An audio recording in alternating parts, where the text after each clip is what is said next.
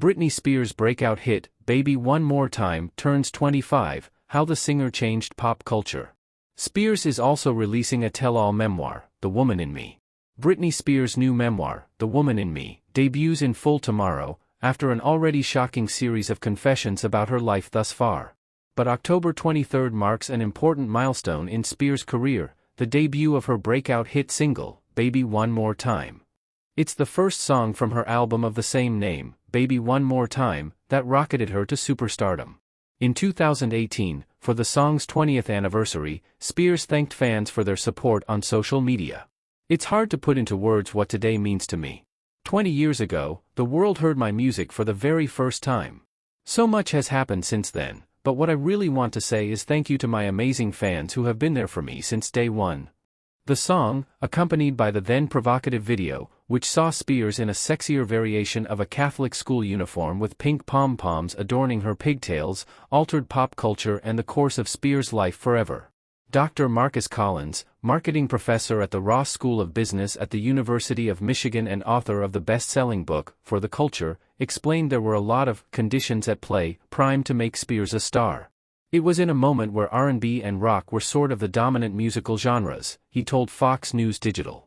We hadn't quite experienced the Orlando pop sound that came from Britney Spears, NSYNC, Backstreet Boys and the like. So, when the sound came in, it felt quite distinctive and in many ways disruptive. He added, not to mention her stylings were unique, not to mention her ability to dance was unique. She, as an artist, created the perfect vehicle by which these different elements at play created this cacophony in this song that would make it bigger than what it would have been if it was performed by someone else. Business strategist Marva Baylor explained Spears' appeal at the time.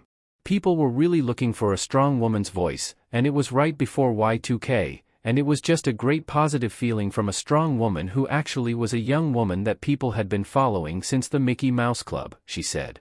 According to Collins, the song, written by pop hitmaker Max Martin, had initially been pitched to TLC and the Backstreet Boys, both of whom turned it down. Lore has it, she didn't have a hit on the album at the time, and she's like, this was the song that was going to do that, because it worked well for her vocal stylings. But if it was someone who was much more of a virtuoso, like a Beyoncé in Destiny's Child, it probably wouldn't have the same feel or have the same breakthrough because it wasn't the distinctiveness that was necessary for it to feel as novel as it was when it happened. The music video was also a key factor in Spears' success as a breakout young performer. It has over 870 million views since it was put on YouTube 13 years ago, but that doesn't account for the phenomenon it was in the pre-social media days. What we have to put in perspective is there was no Instagram. There was no TikTok. So MTV is where you went to learn the dances and see the videos, Baylor said. To frame everything? Her song was released when the iMac was released and live performances was how stars got their information out as well as MTV. And people were glued to MTV. And then we also had the record stores did really great live events in local communities. On MTV, the place to go was TRL, short for Total Request Live, the music video countdown show hosted at its peak by Carson Daly.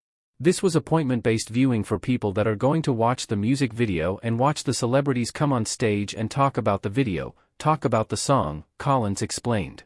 This is pre-social networking platforms as we know them. So, the only way we saw artists was on print in magazines or we saw them in videos. Spears was nominated for a Best Female Pop Vocal Performance Grammy in 2000, and remains one of the best-selling singles of all time, with over 10 million copies sold worldwide, and was certified platinum. Her debut album, also titled, Baby One More Time, became a hit as well, and kicked off a career that has seen its ups and downs. She followed up her hit debut with the even bigger Whoops, I Did It Again, in 2000, with over 20 million copies sold worldwide, making it another one of the best-selling albums of all time, with hits like the title track and Lucky.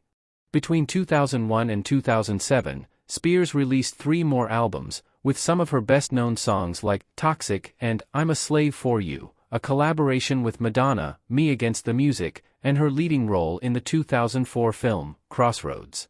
It was also during this time that her personal life began to become complicated fodder for tabloids.